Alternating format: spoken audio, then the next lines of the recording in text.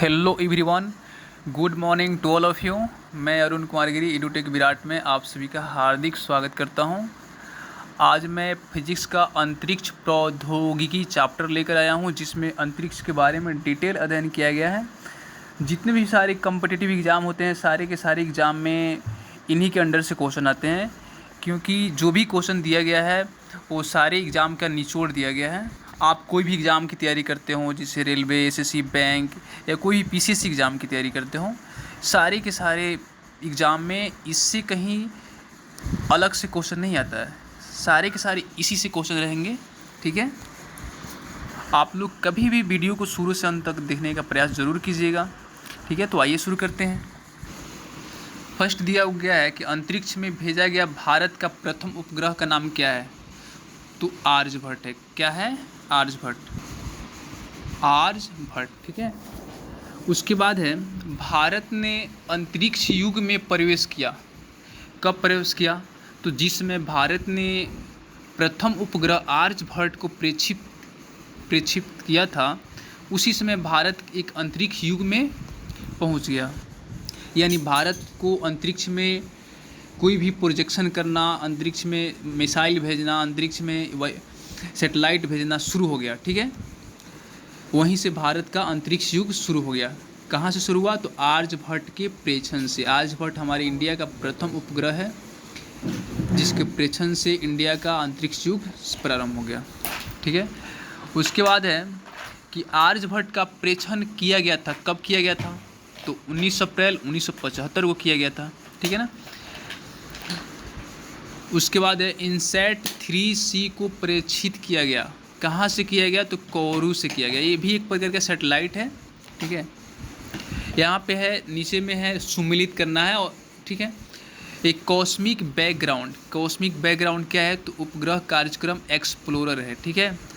फेल्कॉन क्या है? फेल्कॉन एक समुद्र केबल तंत्र है। फेल्कॉन एक समुद्र केबल तंत्र का नाम है फेल्कॉन, ठीक है। डिस्कवरी क्या है? तो अंतरिक्ष शटल है। डिस्कवरी एक क्या है? अंतरिक्ष एक शटल है।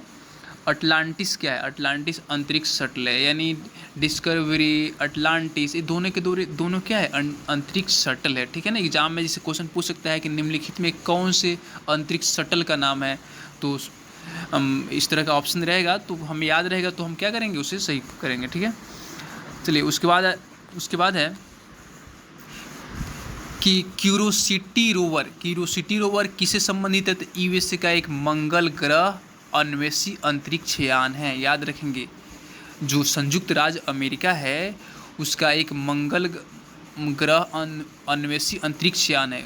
उस यान का नाम क्या है? क्यूरोसिटी रोवर है। याद रखेंगे इसे। मैसेंजर क्या है? तो नासा का बुध ग्रह अन्वेषी अंतरिक्ष यान है, ठीक है ना। नासा का बुध ग्रह अन्वेषी अंतरिक्ष यान है मैसेंजर। उसके बाद है रुस्तम वन क्या है? तो DRDO का मानव रहित वायुयान है। बहुत ही इंपॉर्टेंट क्वेश्चन दिया हुआ है, बहुत ही इंपॉर्टेंट नॉलेज दिया हुआ है। रुस्तम वन क्या है? तो DRDO का मानव रहित वायुयान का नाम है, ठीक है ना। याद रखेंगे इसे। फिर है आकाश 2 क्या है? एक टैबलेट, ठीक है। उसके बाद है नासा का अंतिम अंतरिक्ष यान शटल रहा। कहाँ? नासा का अंतिम अंतरिक्ष यान शटल रहा अटलांटिस। क्या है? अटलांटिस है। यानी जो नासा है, नासा क्या है? अमेरिका का अंतरिक्ष एजेंसी है एक प्रकार का, और उसका अंतिम अंतरिक्ष यान का नाम क्या है? तो अटलांटिस है, ठीक है। तो चलिए आगे बढ़ते हैं। देखिए, यहाँ दिया गया सुमेलित है, ठीक है। ये सारे के सारे सुमेलित है। एक साइड में अंतरिक्ष यान दिया हुआ है, एक साइड में प्रयोजन दिया गया है। जैसे में कैसिनी हाइगेंस क्या है? तो शनि ग्रह पर भेजा गया मानव रहित अंतरिक्ष यान है। याद रखेंगे, क्वेश्चन आ सकता है एग्जाम में कि कैसिनी हाइगेंस क्या है? तो शनि ग्रह पर भेजा गया मानव रहित अंतरिक्ष यान है। यानी एक ऐसा अंतरिक्ष यान जो बिना मानव के ड्राइव से वो चलता हो, ठीक है ना। उस पर कोई मानव नहीं गया, ऐसे ही विदाउट ह्यूमन पर्सन को भेजा गया, ठीक है। उसके बाद है वायेजर क्या है? वायेजर 1 और 2 क्या है? तो बाह्य सौर परिवार का अन्वेषण है, याद रखेंगे। उसके बाद है अंतरिक्ष में सूक्ष्म तरंगों की उपस्थिति का पता चलना, ठीक है ना। यानी एक कथन दिया गया है ना, इसमें से कौन कौन सही है हमें पता करना है। तो अंतरिक्ष में सूक्ष्म तरंगों की उपस्थिति का पता चलना, अंतरिक्ष में रेड शिफ्ट परिघटना का अवलोकन, अंतरिक्ष में क्षुद्र ग्रहों की गति, अंतरिक्ष में सुपरनोवा विस्फोट का होना। उपयुक्त में से वैज्ञानिक जिन परिघटनाओं को ब्रह्मांड के निरंतर विस्तार के साक्ष्य के रूप में उद्धृत करते हैं वह कौन कौन है, ठीक है ना। तो इसमें से पहला जो है अंतरिक्ष में सूक्ष्म तरंगों की उपस्थिति का पता लगाना, और दूसरा है अंतरिक्ष में रेड शिफ्ट परिघटना का अवलोकन करना। ये क्या है, यानी इन्हीं परिघटनाओं को वैज्ञानिक निरंतर क्या करते हैं, उस साक्ष्य के रूप में उद्धृत करते रहते हैं, यानी हमारा 1 और 2 सही होगा, ठीक है। उसके बाद है टीम पिक को जाना जाता है, यानी टीम पिक क्या है, टीम पिक एक वैज्ञानिक है, अंतरिक्ष में एस्ट्रोनॉमर है जिसको कहा जाएगा, ठीक है ना। टीम पिक को जाना जाता है तो अंतरिक्ष यात्री के रूप में, ठीक है ना। एक प्रकार के वो अंतरिक्ष यात्री है टीम पिक, ठीक है। उसके बाद है देखिए, उसके बाद है नया नाम कल्पना दिया गया है, नया नाम कल्पना 1 दिया गया है। कल्पना 1 क्या है, तो मैटसैट को किसको दिया गया है, तो मैटसैट को दिया गया है। उसके बाद है निम्न कथनों पर विचार कीजिए। भारत ने सितंबर 2002 में अपने प्रथम पूर्ण मौसम विज्ञान संबंधी उपग्रह का प्रक्षेपण किया, ठीक है। उपग्रह यानी मेटसाट उपग्रह का नाम है। पहली बार अंतरिक्ष वाहन PSLV C4 ने भूसमकाली कक्षा में 1000 किग्रा से अधिक अर्जक भार लेकर प्रवेश किया। उपयुक्त में से कौन कथन सही है, तो ये हमारा दोनों कथन सही है। क्या है, दोनों कथन सही है, ध्यान देंगे। उसके बाद है अंतरिक्ष में कई सौ किलोमीटर प्रति सेकंड की गति से यात्रा कर रहे विद्युत आवेशी कण यदि पृथ्वी के धरातल पर पहुंच जाए तो जीव जंतुओं को गंभीर नुकसान पहुंचा सकते हैं। एक कण पृथ्वी के धरातल पर नहीं पहुंच पाते हैं, कारण क्या है, तो पृथ्वी की चुंबकीय शक्ति उन्हें ध्रुवों की ओर मोड़ देती है। क्या करती है, पृथ्वी की जो चुंबकीय शक्ति है, मैग्नेटिक जो पावर है, वो अपने क्या करती है, ध्रुव की ओर मोड़ देते हैं, ठीक है। उसके बाद है निम्नलिखित कथनों पर विचार कीजिए। तुल्यकारी उपग्रह लगभग 10,000 किलोमीटर की ऊंचाई पर स्थापित किया गया, पहला दिया गया। दूसरा दिया गया है अंतरिक्ष के FM संचरण के उत्तम प्रकार का होने का कारण है कि वायुमंडलीय अथवा कृत्रिम शोर जो सामान्य आवृत्ति परिवर्तन के रूप में होता है, इसके लिए अधिक हानिकारक नहीं होता। उपयुक्त में से कथन कौन सा सही है, तो केवल 2 सही है। क्या है, केवल 2 सही है। प्रथम जो है हमारा गलत है, दूसरा नंबर सही है, ठीक है। उसके बाद है कि दूरसंचार प्रसारण हेतु उपयुक्त उपग्रहों की भू-आगामी कक्षा में रखा जाता है। एक उपग्रह की ऐसी कक्षा में तब होता है जब भूतुल्यांकी कक्षा वृत्ताकार होती है तथा कक्षा पृथ्वी की भूमध्य रेखा के समतल होती है, ठीक है, याद रखेंगे इसे। यानी इसको एक बार फिर हम रिपीट करते हैं। दूरसंचार प्रसारण हेतु प्रयुक्त उपग्रहों की अप्रगामी कक्षा में रखा जाता है। एक उपग्रह ऐसी कक्षा में तब होता है जब कक्षा भूतुल्यांकिक होता है, कक्षा वृत्ताकार होती है तथा कक्षा पृथ्वी की भूमध्य रेखा के समतल होती है, ठीक है। उसके बाद भूस्थितिकी स्थिति है जब कोई पदार्थ पृथ्वी के चारों ओर पृथ्वी की गति के समानुपाती उस गति से चलता है कि वह पृथ्वी पर स्थित किसी स्थान से निश्चित दूरी पर होता है। जब कोई पदार्थ पृथ्वी के चारों ओर पृथ्वी की गति के समानुपाती उस भूस्थितिकी क्या है, सबसे पहले हम जानेंगे भूस्थितिकी, यानी इसको बोलते हैं, यानी भूस्थितिकी क्या है, ठीक है ना। भूस्थितिकी स्थिति क्या है, तो जब कोई पदार्थ पृथ्वी के चारों ओर पृथ्वी की गति के समानुपाती गति से चलता है कि वह पृथ्वी पर स्थित किसी सामान से निश्चित दूरी पर होता है। एकदम राइट है। यानी पृथ्वी जिस रेट से मूव कर रही है, पृथ्वी जिस रेट से घूम रही है, उसी रेट से अगर वो घूमेगी, मूव करेगी ना, तो यानी उसके पैरेलल घूमेगी, पैरेलल उसका स्पीड होगा, तो उसको भूस्थितिकी कहेंगे। जो भी सैटेलाइट हम छोड़ते हैं ना, सैटेलाइट, तो सैटेलाइट क्या होता है? सैटेलाइट, चलिए आगे है, निम्नलिखित कथनों पर विचार कीजिए। विज्ञान रेल वैज्ञानिक तथा औद्योगिक अनुसंधान परिषद द्वारा आयोजित पहियों पर विज्ञान प्रदर्शनी है। विज्ञान प्रसार मानव संसाधन विकास मंत्रालय के अधीन एक स्वायत्त निकाय है। तीसरा दिया हुआ है, इसरो का शैक्षणिक उपग्रह इडूसैट 2004 में फ्रेंच युगाना से छोड़ा गया। उपयुक्त कथनों में से कौन से कथन सही है? तो इसमें से कोई भी कथन सही नहीं है। हमारा कथन 1 भी गलत है, कथन 2 भी गलत है, कथन 3 भी गलत है। तीनों के तीनों कथन क्या है? गलत है। चलिए आगे बढ़ते हैं। उसके बाद है, वह आरेख जो अंतरिक्ष में तुल्यकारी उपग्रह को दिया गया है, वह आरेख जो अंतरिक्ष में तुल्यकारी उपग्रह के पथ का अधिकतम सही निरूपण नहीं करता। सॉरी, कुछ मिस कर गया है। वह आरेख जो अंतरिक्ष में तुल्यकारी उपग्रह के पथ का अधिकतम सही निरूपण करता है, तो क्या है? वृत्तकार पथ। वो आरेख जो अंतरिक्ष में तुल्यकारी उपग्रह के पथ का अधिकतम सही निरूपण करता है, वो क्या है? तो वृत्तकार पथ। ठीक है। वह वायुमंडलीय पथ जिसमें संचार उपग्रह अवस्थित किए जाते हैं, उसका नाम क्या है? तो उसका नाम है बहिर्मंडल। बहिर्मंडल में ही जो है संचार उपग्रह को अवस्थित किए जाते हैं। याद रखेंगे इसे। यानी आउटर मस्ट जो है ना, मैं आपको कहा जाएगा, जिसे एटमॉस्फेयर हमारा है, तो सबसे बाहरी जो परत है पृथ्वी का, उसमें हम लोग क्या करते हैं?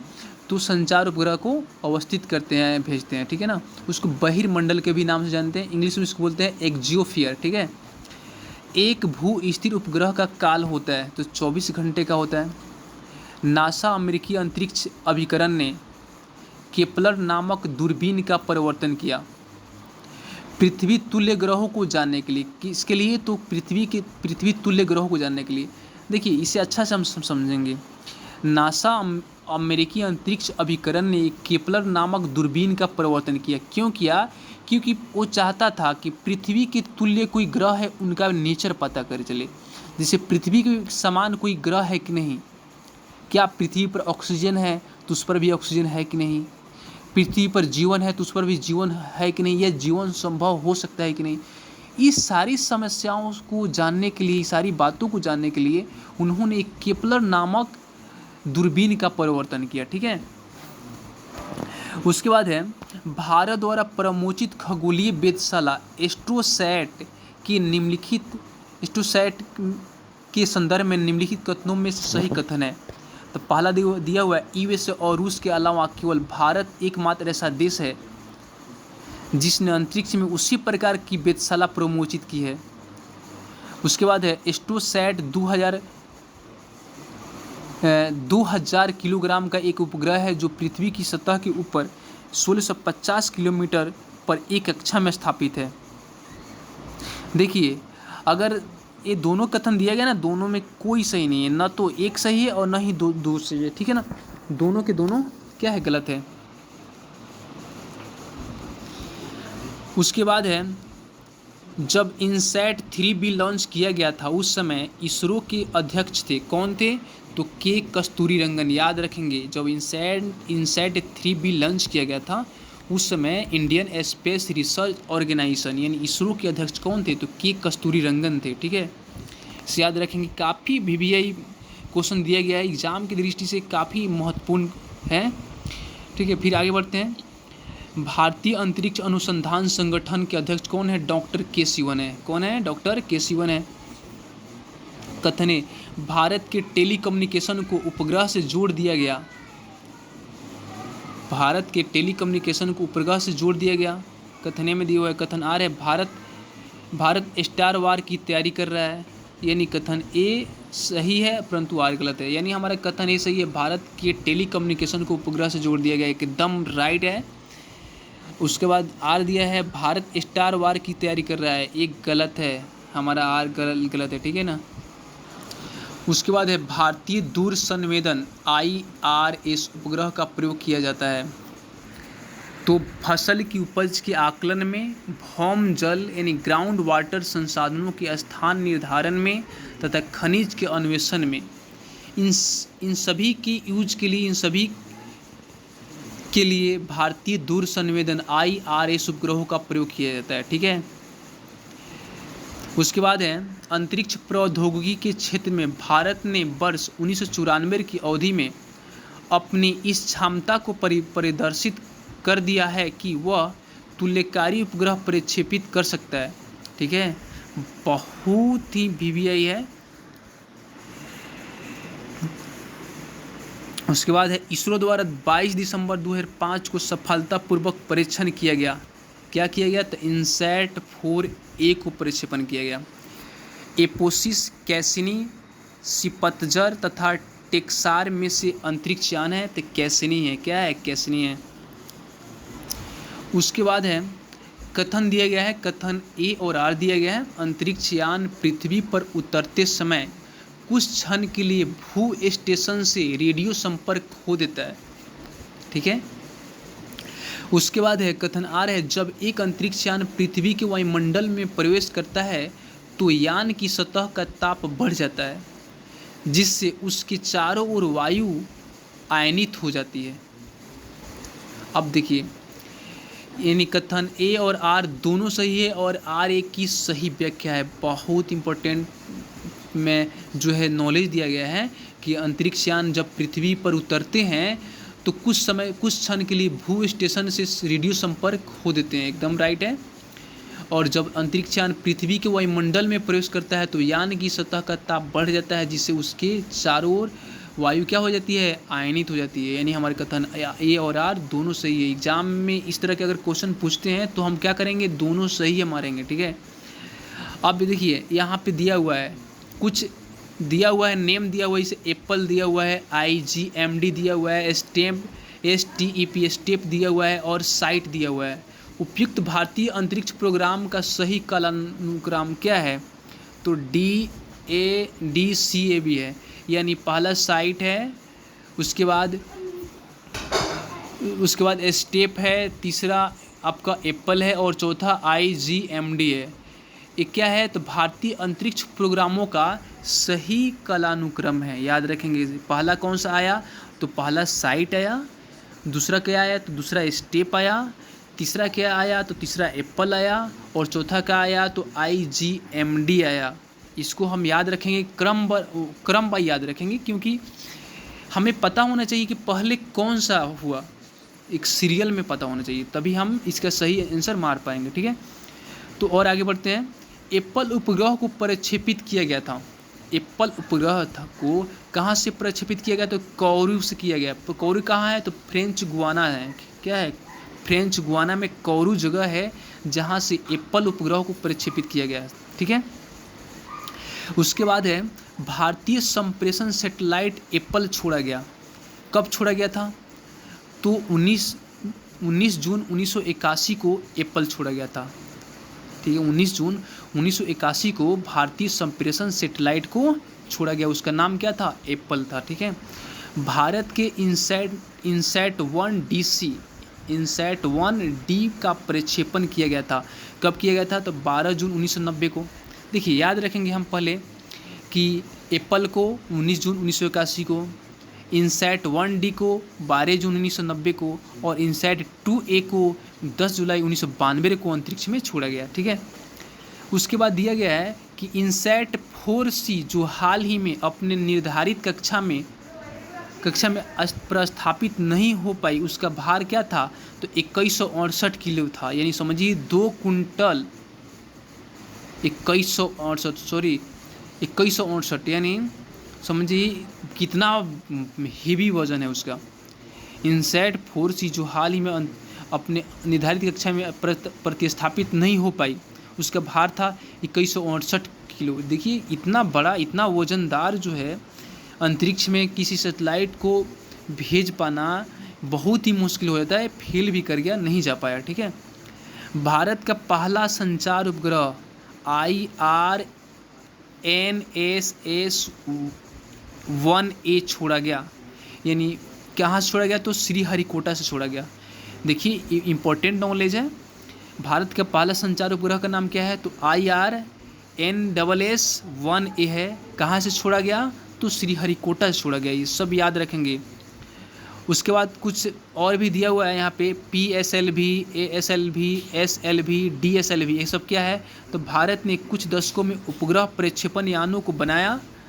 उपयुक्त A, B, C और D यानों को बनाने का सही कालक्रम क्या है? तो ये सारे के सारे देखिए PSLV, ASLV, SLV, GSLV, ये सारे के सारे क्या है? अंतरिक्ष यान हैं। और सबसे पहले कौन अंतरिक्ष यान बना था? तो SLV बना था। उसके बाद बना था उसके बाद क्या बना था? तो ASLV बना था। उसके बाद बना था PSLV बना था। और लास्ट में क्या बना था? तो GSLV बना था। यानी SLV, ASLV, PSLV, GSLV, इसे याद रखेंगे। ये इस क्रम पर याद रखेंगे। ठीक है ना, बहुत ही इंपॉर्टेंट नॉलेज है। चलिए, ये है, इसको सुमेलित करना है और सुमेलित भी किया गया है ना। एक साइड में प्रक्षेपण यान दिया गया है, दूसरा साइड में सैटेलाइट दिया गया है।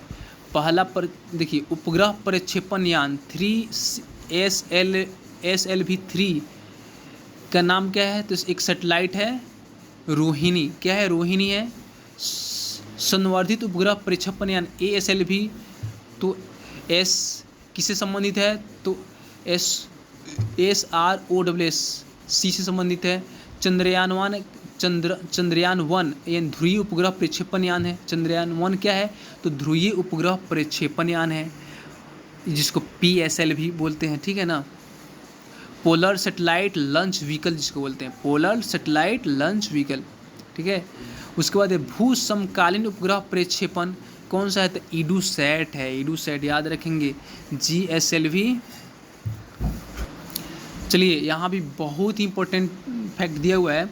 नीचे दिए गए मानचित्र में अंतरिक्ष संगठन इकाइयों की अवस्थिति 1, 2, 3 एवं 4 द्वारा अंकित है।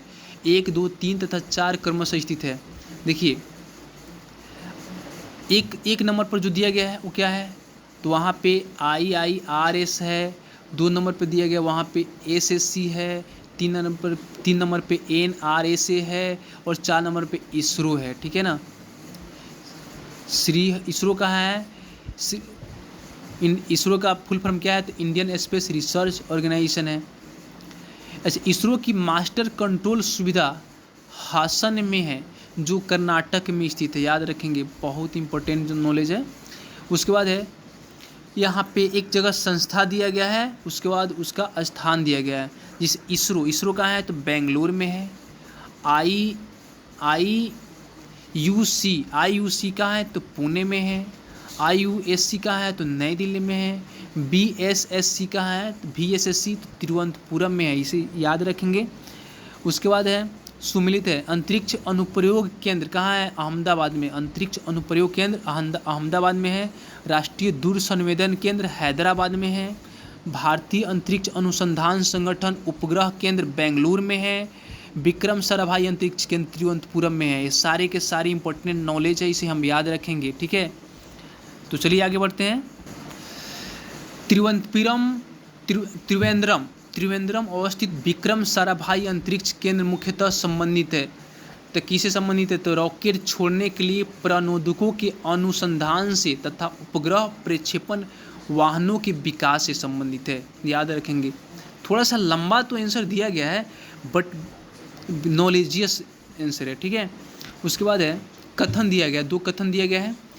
पहला कथन है कि एक हवाई जहाज के पंख की ऊपरी सतह उनतोतर बनाई जाती है और निचली सतह नतोदर बनाई जाती है। ठीक है। उसके बाद कथन 2 दिया हुआ है, शीर्ष भाग यानी टॉप पर वायु प्रवाह की द्रुतगति कम होती है और इसलिए आधे भाग में शीर्ष भाग से दबाव कम रहता है। यानी देखिए इसमें क्या है, तो हमारे कथन एक ए जो है सही है, कथन ए क्या है हमारा सही है, कथन आर गलत है हमारा। ठीक है, तो आगे बढ़ते हैं। चलिए, दिया गया है हवाई जहाज़ के ब्लैक बॉक्स का रंग कैसा होता है, तो नारंगी होता है। बहुत लड़के लोग काला मारता है, जानता है कि ब्लैक मीन्स तो काला होता है, तो काला मार देता है, बिल्कुल गलत हो जाएगा। ठीक है ना। देखिए ब्लैक बॉक्स क्या है, जैसे में यहाँ पे जो अंतरिक्ष ये वो घटना हुआ था बिपिन रावत का, जिसमें हेलीकॉप्टर क्रैश हुआ था, तो ब्लैक बॉक्स में उसमें टोटल का रिकॉर्ड होता है, एक रिकॉर्डिंग होता है कि किस चीज़ से घटना हुआ था। वो ब्लैक बॉक्स नुकसान नहीं होता है, वो सुरक्षित बचता है, चाहे विमान का दुर्घटना टूट फूट से चाहे कितना भी टुकड़ा में क्यों ना बट गया हो, लेकिन उसमें एक ब्लैक बॉक्स होता है जो कि बताता है, उसका जब जांच किया जाता है तो बताता है कि किस कारण से इस विमान का क्षतिग्रस्त हुआ है, किस कारण से क्रैश हुआ है, इस चीज़ को बताता है। और हर जहाज़ में, हर हेलीकॉप्टर में एक ब्लैक बॉक्स रखा रहता है। ठीक है, तो इस जानकारी को रखेंगे। उसके बाद है चंद्रयान चंद्र कक्ष में पहुंचा।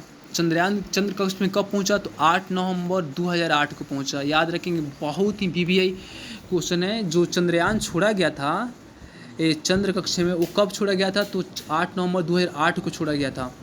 अच्छा, भारत के चंद्र मिशन के अंतरिक्ष यान का नाम क्या है, भारत के चंद्र मिशन के अंतरिक्ष यान का नाम क्या है, तो चंद्रयान 1 है।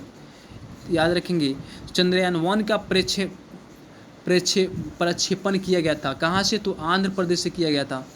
बहुत लड़के लोग ना है ना अलग अलग ऑप्शन मारते हैं, कभी भी जानेंगे चंद्रयान 1 आंध्र प्रदेश से छोड़ा गया था। ठीक है, चंद्रयान 2 के प्रोजेक्ट डायरेक्टर है कौन है, तो डॉक्टर M अन्नादुरै है। अभी ये तो वेरिएबल है, ये तो बदलते रहते हैं, कोई डायरेक्टर के लोग कोई और होते हैं तो कोई और होते हैं, बट अभी तो है डॉक्टर M अन्नादुरै है। ठीक है, उसके बाद है निम्नलिखित कथनों पर विचार कीजिए। पहला है इसरो द्वारा प्रमोचित मंगलयान। ठीक है, कथन 1 में दिया हुआ है को मार्स ऑर्बिटर मिशन भी कहा जाता है। दूसरा दिया है कि इसरो द्वारा प्रमोचित मंगलयान ने भारत को USA के बाद मंगल के चारों ओर अंतरिक्ष यान को चक्रमण कराने वाला दूसरा देश बना दिया है।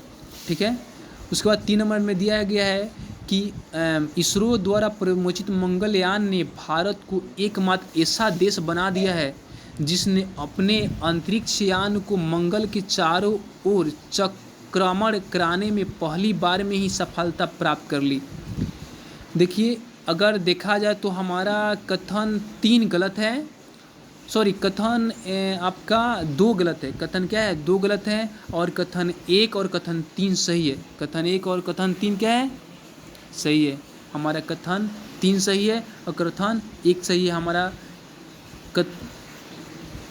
कथन 3 सही है और कथन 1 सही है, और कथन 2 हमारा क्या है, गलत है। बहुत VVI नॉलेज है। उसके बाद है चीनी अंतरिक्ष यान शेन झाओ 7 के बारे में सही कथन है। देखिए, चीनी अंतरिक्ष यान का जो नाम है ना, शेन झाओ, आपको पता होना चाहिए कि चाइनीज भाषा ही कुछ अलग होता है।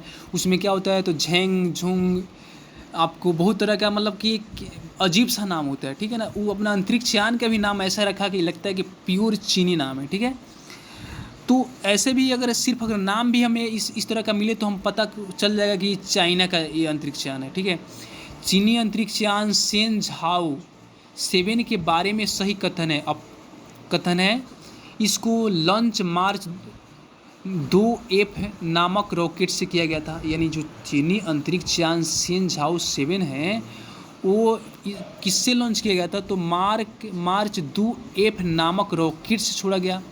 पहली बार चीनी अंतरिक्ष यात्रियों ने अंतरिक्ष में स्पेस वॉक किया एवं अंतरिक्ष यात्री सकुशल पृथ्वी पर लौट आए। यानी कहने का अर्थ है कि ये सारे के सारे क्या है, सफल हो गए। बहुत ही सक्सेसफुल रहा चाइना का ये अंतरिक्ष अभियान। ठीक है, उसके बाद है अगस्त 2016 में चीन ने मिसियस उपनाम से एक प्रणाली विकसित की है जो एक क्वांटम उपग्रह संचार प्रणाली है। ठीक है, क्या है, अगस्त 2016 में चीन ने मिशन उपनाम से एक प्रणाली विकसित की है जो क्या है, एक क्वांटम उपग्रह संचार प्रणाली है। नासा की जेट प्रोबलम्स लेबोरेटरी स्थित है। कहाँ स्थित है? तो पासाडेना में स्थित है। पासाडेना में स्थित है। देखिए नाम तो अजीब अजीब है, लेकिन इससे हम घबराते नहीं हैं, क्योंकि हमें पढ़ना है, हमें ज़रूरी है, हमें एग्ज़ाम में पास होना है, तो हमें इसको तो याद रखना पड़ेगा ना। हाँ, तो देखिए इसके बाद है कि ग्रिज्ड लाइटनिंग 10 GL10, जिसका हाल ही में समाचारों में उल्लेख हुआ, नासा द्वारा परीक्षित विद्युत विमान है। ठीक है, नासा का डीप इम्पैक्ट अंतरिक्ष मिशन जिस धूमकेतु केंद्र के विस्तृत चित्र लेने के लिए प्रयोग में लाया गया वह है टेम्पल 1। नासा के मंगल ग्रह पर यान का नाम क्या है? फिनिक्स है। मंगल ग्रह पर जनवरी 2004 में पहुंचने वाला प्रथम अमेरिकी रोवर का नाम क्या था? तो एस्पिरिट था। याद रखेंगे, मंगल ग्रह पर 2004 में पहुंचने वाला अमेरिकी रोवर का नाम क्या था? तो एस्पिरिट था।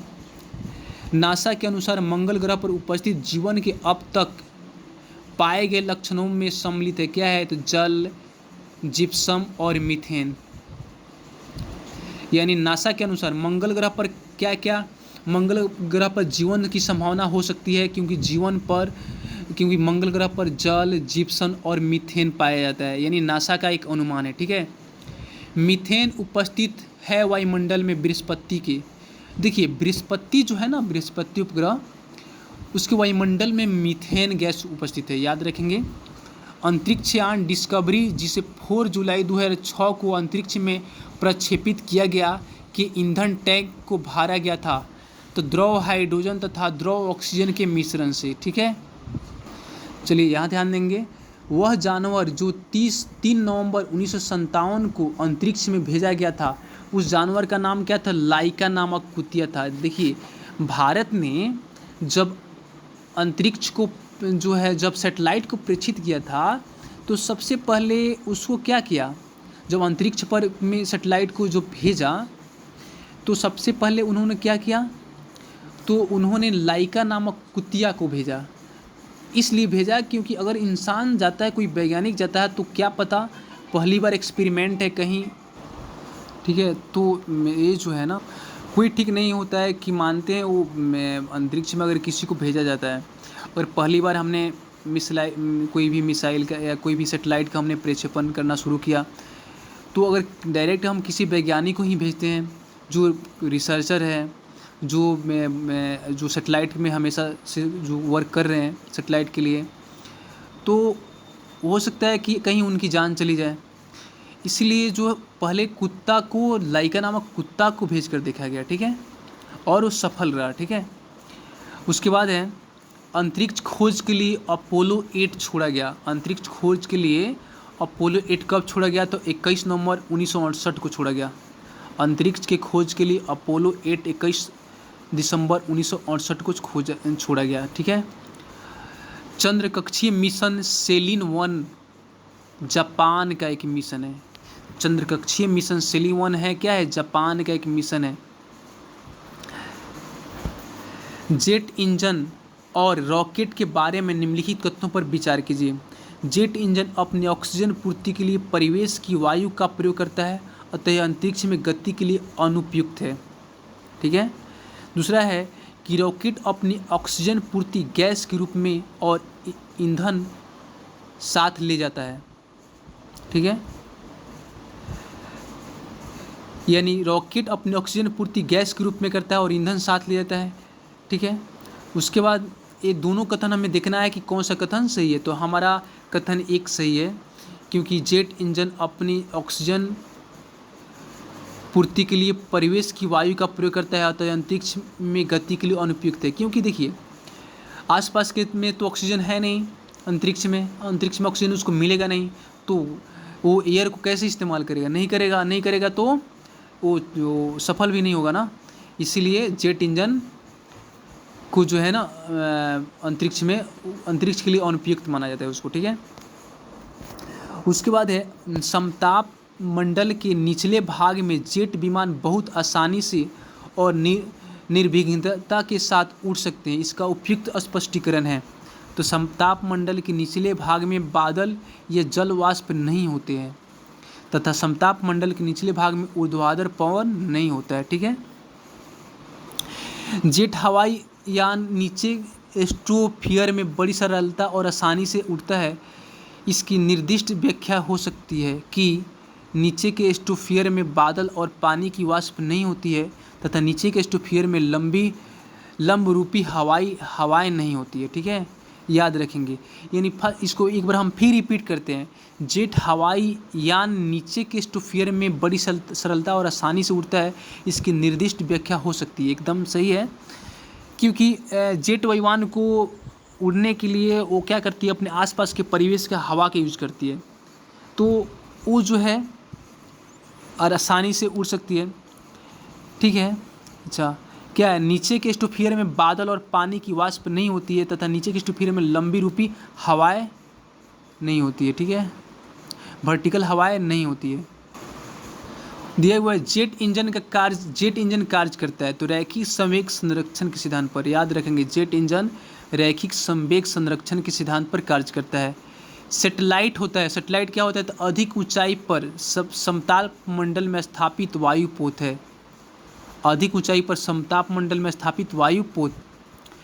थुम्बा रॉकेट छोड़ने का केंद्र अवस्थित है तो केरल में है। श्रीहरिकोटा द्वीप निकट अवस्थित है, पुलिकट झील के निकट। श्रीहरिकोटा जो द्वीप है वो पुलिकट झील के निकट अवस्थित है। ठीक है, याद रखेंगे इसे। उसके बाद है हरिकोटा रेंज, जो भारत की उपग्रह छोड़ने का केंद्र है। कहाँ स्थित है, तो हरिकोटा आंध्र प्रदेश में स्थित है, जो भारत उपग्रह छोड़ने का क्या है, एक प्रकार का केंद्र है। फरवरी 2004 में एक विस्फोट हुआ। भारत के अंतरिक्ष केंद्र कहाँ से, श्रीहरिकोटा में हुआ था। गैलीलियो परियोजना, जो हाल में चर्चा का विषय थी, यूरोपीय संघ द्वारा विकसित की जा रही एक बहु उपग्रह संचालन परियोजना है। ठीक है। उसके बाद है क्रायोजेनिक ताप से आशय है उस ताप से जो है 150 डिग्री सेल्सियस से कम। यानी क्रायोजेनिक जो इंजन है उस ताप से उस क्रायोजेनिक इंजन ताप से आशय है उस ताप से जिसका ताप -150 डिग्री सेल्सियस से भी कम है। ठीक है। न्यून तापमान यानी क्रायोजेनिक्स का अनुप्रयोग होता है अंतरिक्ष यात्रा, चुंबकीय प्रोत्पादन एवं दूरमित में होता है। ठीक है। निम्न तापी इंजनों का अनुप्रयोग होता है रॉकेट प्रौद्योगिकी में। निम्न तापी इंजन प्रयोग में लाते हैं द्रव ऑक्सीजन ऑक्सीकारक के रूप में तथा द्रव हाइड्रोजन ईंधन के रूप में। ठीक है, यानी द्रव ऑक्सीजन ऑक्सीकारक के रूप में तथा द्रव हाइड्रोजन ईंधन के रूप में उसके इंजन में प्रयोग होता है। याद रखेंगे। यानी अगर क्वेश्चन पूछ सकता है कि जो क्रायोजेनिक इंजन है उसमें द्रव ऑक्सीजन को किस रूप में प्रयोग किया जाता है, तो ऑक्सीकारक के रूप में, तथा हाइड्रोजन को किस रूप में प्रयोग किया जाता है, तो ईंधन के रूप में। क्रायोजेनिक इंजन का इस्तेमाल होता है तो स्पेस शटल में होता है। रॉकेट नोदकों के रूप में प्रयोग नहीं किया जाता है तो द्रव हाइड्रोजन को नहीं किया जाता है। रॉकेट कार्य करता है तो संवेग संरक्षण के सिद्धांत पर कार्य करता है। अच्छा,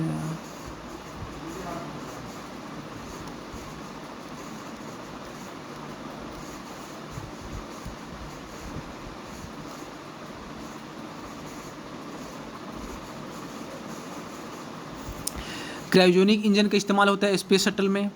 रॉकेट नोदकों के रूप में प्रयोग नहीं किया जाता है तो द्रव हाइड्रोजन को नहीं किया जाता है।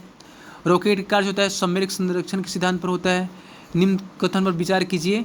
रिसैट 2 उपग्रह कक्षा में PSLV C-12 द्वारा अप्रैल 2009 में श्रीहरिकोटा छोड़ा गया था। एकदम सही है। एक दूसरा उपग्रह अनुसैट VPSLV C-12 द्वारा कक्षा में छोड़ा गया। इसका निर्माण अन्ना विश्वविद्यालय चेन्नई द्वारा किया गया था। ये भी सही है। अनुसैट एक परीक्षणीय संचार उपग्रह है, यह भी सही है। रिसैट 2 एक खोजी उपग्रह है, वह देश की सीमाओं की चौकसी में सक्षम है, ये भी सही है। ठीक है। चलिए, भारतीय उपग्रहों और उनके प्रक्षेपकों के संदर्भ में निम्नलिखित कथन पर विचार कीजिए। पहला है, इनसैट श्रृंखला के सभी उपग्रह विदेशों से छोड़े गए, पहला दिया गया है। दूसरा है, PSLV का प्रयोग IRS श्रृंखला के उपग्रहों के प्रक्षेपण के लिए किया गया, ये भी ठीक है ना। तीसरा दिया गया है, भारत ने GSLV के तीसरे चरण को शक्ति प्रदान करने के लिए पहली बार स्वदेश निर्मित शीतल जनित इंजनों का प्रयोग किया। उसके बाद है 4 नंबर में है, 2001 में छोड़े गए GST में अंकीय प्रसारण और इंटरनेट सेवाओं को प्रदर्शित करने के लिए आर्जक भार है।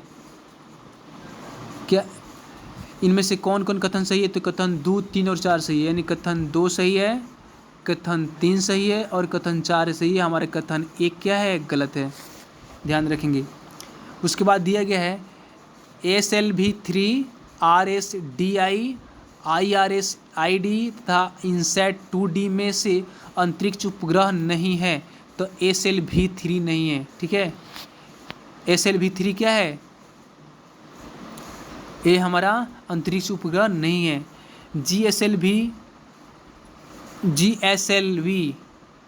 D2 जो हाल ही में कक्षा में प्रक्षेपित किया गया है, क्या है? स्वदेशी उपग्रह प्रक्षेपण यान है। क्या है? स्वदेशी उपग्रह प्रक्षेपण यान है।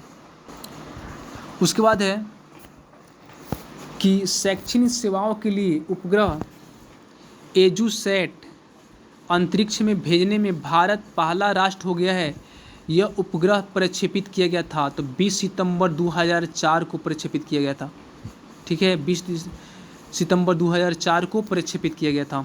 भारत का अग्रवर्ती संचार उपग्रह GSAT 8 21 मई 2011 को छोड़ा गया था। कहाँ से? तो कोरू से छोड़ा गया था। भारतीय उपग्रह GSAT 7 अनन्य रूप से बनाया गया है, तो सैन्य संचार हेतु। किसके लिए बनाया गया है? तो सैन्य संचार हेतु बनाया गया है। अंतरिक्ष तकनीकी के संदर्भ में भुवन जो हाल ही में चर्चित में हुआ है, क्या है? तो वह इसरो का एक पृथ्वी विषयक पोर्टल है जिसमें 3D फोटो लेने की क्षमताएं है। याद रखेंगे, इसरो द्वारा निर्मित कुछ उपग्रहों की सूची उसके प्रेक्षण की दिनांक के साथ नीचे दी गई है। GSAT 2 8 मई 2003 को इसका प्रक्षेपण किया गया था। GSAT 4 15 अप्रैल 2010 को इसका प्रक्षेपण किया गया था। GSAT 5P 25 दिसंबर 2010 को प्रक्षेपण किया गया था। GSAT 12 15 जुलाई 2011 को प्रक्षेपण किया गया था। ठीक है ना। उपयुक्त उपग्रहों में से जो अपनी कक्षा तक पहुंचने में विफल रहे वह कौन कौन है? तो 2 और 3 है। ठीक है, यानी GSAT 2, ठीक, और GSAT 5P ये विफल रहे। वह उपग्रह जो 29 सितंबर 2012 को भारत द्वारा सफलतापूर्वक प्रक्षेपित किया गया था, तो GSAT 10 क्या नाम था उसका? GSAT 10 था, जो 29 दिसंबर 2012 को भारत द्वारा सफलतापूर्वक प्रक्षेपित किया गया था। तो ये हमारा अंतरिक्ष प्रौद्योगिकी का चैप्टर था, और जितने भी इससे रिलेटेड क्वेश्चन होते हैं सारे के सारे क्वेश्चन का हमने इस वीडियो में चर्चा की है, जो एग्ज़ाम की दृष्टि से काफ़ी महत्वपूर्ण है। ठीक है, तो फिर हम अगले वीडियो में मिलेंगे आप लोग से। तो इतना ही पर एंड करते हैं। जय हिंद, जय भारत।